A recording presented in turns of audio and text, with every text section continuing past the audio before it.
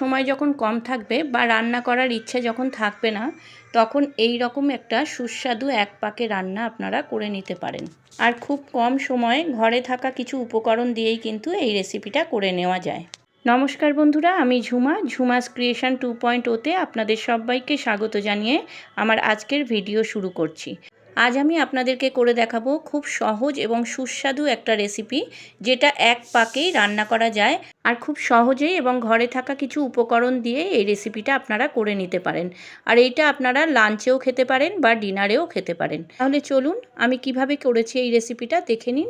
এই রেসিপিটা করতে আমি কি নিয়েছি দেখুন। নিয়েছি বিনস, গাজর, ক্যাপসিকাম, আলু, পেঁয়াজ, রসুন আর আদা। রসুন আর আদাটা আমি গ্রেট করে নিয়েছি আর 4-5টা কাঁচা লঙ্কা চিড়ে নিয়েছি।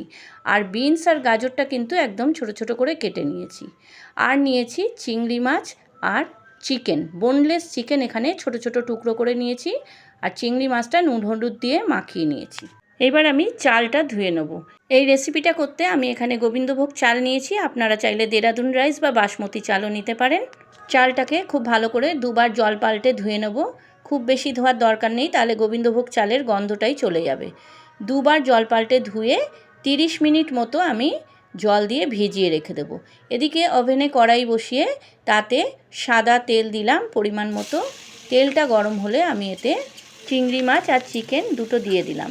যেহেতু চিংড়ি মাছে নুন হলুদ মাখানো আছে, তাই সামান্য একটু নুন দেব যাতে চিকেনে নুনটা ঢোকে।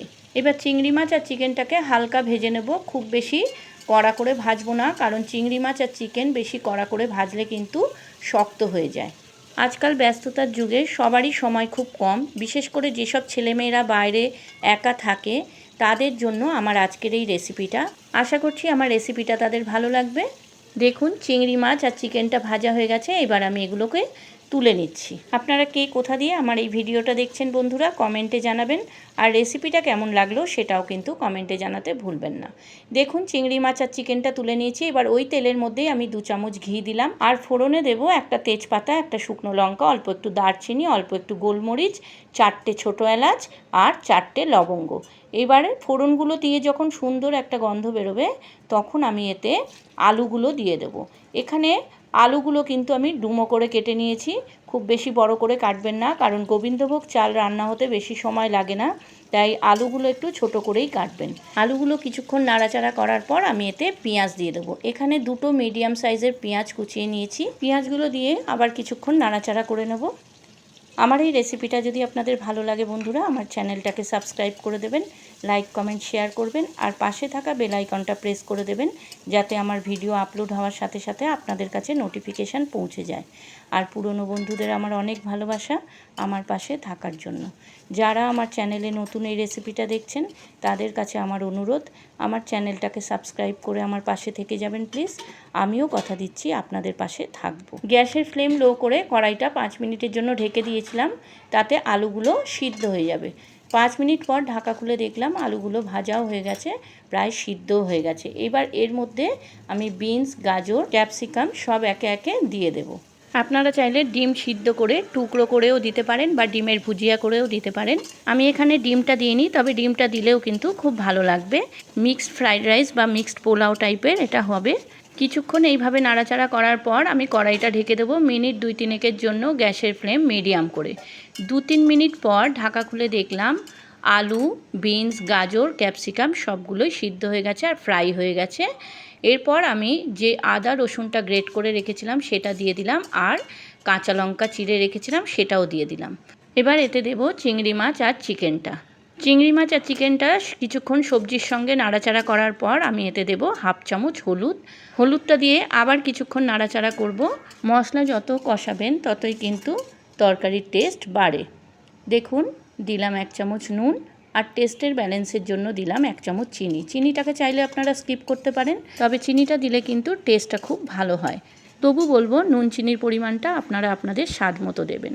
দেখুন এরপরে যে গোবিন্দভোগ চালটা ভিজিয়ে রেখেছিলাম সেটা জল ঝরিয়ে নিয়েছিলাম, সেই চালটা এর মধ্যে দিলাম। এবার চালটা দিয়েও কিন্তু আমি কিছুক্ষণ কষিয়ে নেব। চালটা কিছুক্ষণ ভেজে নিতে হবে, 3-4 মিনিটের মতো চালটাকে ভেজে নেবেন, তখন কিন্তু গ্যাসের ফ্লেম মিডিয়াম রাখবেন। আর চালটা ভেজে নেওয়ার কারণ হচ্ছে যখন আপনারা জল ঢালবেন ভাতটা একটার গায়ে একটা লেগে যাবে না, একদম ঝরঝরে থাকবে। কাছে দূরে নতুন পুরনো সকল বন্ধুদের জানাই আমার আন্তরিক ভালোবাসা, কারণ আপনারা না থাকলে আজ আমি এত দূর এগোতে পারতাম না। তাই আপনাদেরকে আমার অন্তর থেকে ভালোবাসা জানাই। বেশ কিছুক্ষণ কিন্তু আমি চালটাকে সবজি আর মশলার সঙ্গে কষিয়ে নিয়েছি। এইবার আমি এতে ঢালবো জল। এখানে 1.5 মগ মতো জল দিচ্ছি। জলটা অবশ্যই গরম হওয়া চাই। গরম জল দিলে কিন্তু ভাতটা একদম গলে যাবে না, ভাতটা শলা শলা থাকবে আর খেতেও খুব ভালো লাগবে। আর যদি আপনারা ঠান্ডা জল দেন তাহলে কিন্তু ভাতটা গলে যাবে আর দলা পাকিয়ে যাবে। দেখুন আমি 1.5 মগ গরম জল দিলাম। গরম জল মানে একদম কিন্তু ফোটানো গরম জলটাই দেবেন আপনারা। তারপর আমি কড়াইটা ঢেকে দিলাম মিনিট 5 জন্য গ্যাসের ফ্লেম হাই করে। 5 মিনিট পর ঢাকা খুলে দেখলাম জলটা অনেকটা শুকিয়ে গেছে। আর কিছুক্ষণ নাড়াচাড়া করে জলটাকে পুরোপুরি শুকিয়ে নিতে হবে। খুব ইজি আর টেস্টি রেসিপি। আমি চাই আপনারাও কিন্তু একবার এইভাবে করুন আর আমাকে কমেন্টে জানাবেন কেমন লাগলো। খুব ভালো করে কিন্তু নেড়ে জলটাকে শুকিয়ে নিতে হবে। এই সময় আমি আর কড়াইটা ঢেকে দেব না, আর অনবরত নাড়তে হবে যাতে তলায় না লেগে যায়। দেখুন এইভাবে নেড়ে নেড়ে আমি একেবারে জলটাকে শুকিয়ে নিয়েছি। এইবার আমি কড়াইটা ঢেকে দেব মিনিট 10 জন্য, গ্যাসটাকে একদম অফ করে। 80% চাল কিন্তু সিদ্ধ হয়ে গেছে, বাকি যে 20% বাকি আছে সেটা কিন্তু দমে সিদ্ধ হয়ে যাবে। দেখুন 10 মিনিট পর আমি কড়াইয়ের ঢাকাটা খুলেছি। আপনারা দেখলেই বুঝতে পারবেন যে কতটা ঝরঝরে হয়েছে। একটুও কিন্তু দলা পাকিয়ে নেই, একটার গায়ে একটা লেগে নেই। খুব সুন্দর পোলাওয়ের মতো হয়েছে। আপনারা যদি গোবিন্দভোগ চাল দিয়ে করেন এটা কিন্তু টেস্টটা খুব সুন্দর হয়। আর দেরাদুন রাইস দিয়ে করলেও ভালো লাগে, তবে সেটা ফ্রাইড রাইসের মতো টেস্ট পাবেন। আর এইটা কিন্তু পোলাওয়ের মতোই লাগে। আমার 1 পাকে রান্না করা রেসিপি রেডি। এবার আমি একটা সার্ভিং প্লেটে সার্ভ করে নেব। দেখুন তো দেখে কেমন লাগছে, লোভনীয় হয়েছে না? খেতেও কিন্তু অসাধারণ হয়েছে। আপনারাও একবার এইভাবে করে নিন, আপনাদেরও ভালো লাগবে। আপনারা যারা ফেসবুক থেকে আমার এই রেসিপিটা দেখছেন আমার ফেসবুক পেজটাকে ফলো করে দেবেন, আর যারা ইউটিউব থেকে দেখছেন আমার ইউটিউব চ্যানেলটাকে সাবস্ক্রাইব করে আমার পাশে থেকে যাবেন প্লিজ। আপনারা ভালো থাকুন, সুস্থ থাকুন। আবার আসবো আমি অন্য দিন অন্য কোনো রেসিপি নিয়ে। আজকের মতো চলি। ধন্যবাদ বন্ধুরা।